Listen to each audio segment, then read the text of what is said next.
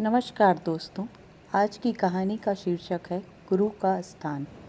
एक संत और उसका शिष्य दोनों धर्म प्रचार करने के लिए गांव-गांव घूमते थे। एक गांव में पहुंचे और एक कुटिया बनाकर उसमें रहने लगे। नगरवासी उनका बहुत सम्मान करते थे और उन्हें भोजन इत्यादि देने के साथ-साथ दान दक्षिणा भी दे दिया करते थे।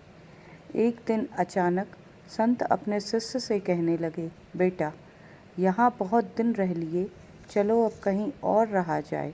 शिष्य ने पूछा, क्यों गुरुदेव? यहाँ तो बहुत चढ़ावा आता है, क्यों ना कुछ दिन बाद चलें, तब तक और चढ़ावा इकट्ठा हो जाएगा।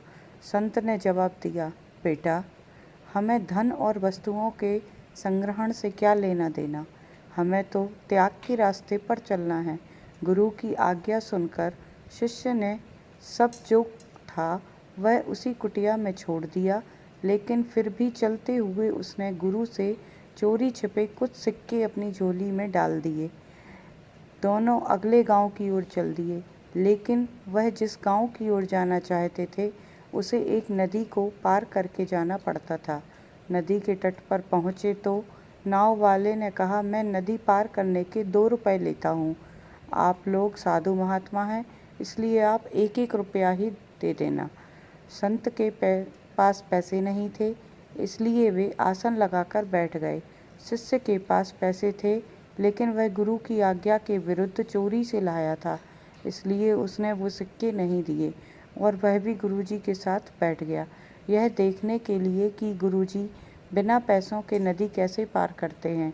गुरुजी इस आस में बैठे थे कि या तो वह नाव वाला उन्हें बिना पैसों के नदी पार करवा देगा या कोई भक्त आए जो उन्हें दान दक्षिणा दे ताकि वे नाव का भुगतान कर सकें। बैठे बैठे शाम हो गई, लेकिन गुरुजी का ना तो कोई शिष्य आया, ना नाव वाले ने बिना पैसे के नदी पार करवाने के लिए राजी हुआ। तो नाव वाले ने उन्हें डराते हुए कहा कि यहाँ रात को रुकना खतरे से खाली नहीं है। बेहतर यही होगा कि आप यहाँ से या तो नदी पार करके गंतव्य स्थान पर चले जाएं या जहाँ से आए थे वहीं लौट जाएं। खतरे के नाम से शिष्य घबरा गया और उसने झट से अपनी झोली से 2 सिक्के निकालकर नाव वाले को दे दिए। बदले में नाव वाले ने उन्हें नदी के पार पहुँचा दिया। गुरुजी ने शिष्य से पूछा, तुमने गांव का चढ़ावा क्यों ले लिया? मैंने तुम्हें सब कुछ छोड़ देने के लिए कहा था। शिष्य बोला, गुरुजी, यदि वह सिक्के मेरी झोली में ना होते तो हम दोनों कष्ट में पड़ जाते।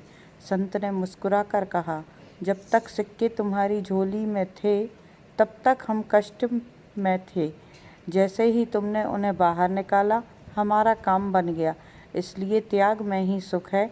यह कहकर संत ने बाकी के सिक्के किसी गरीब को दान कर दिए और आगे की ओर चल पड़े।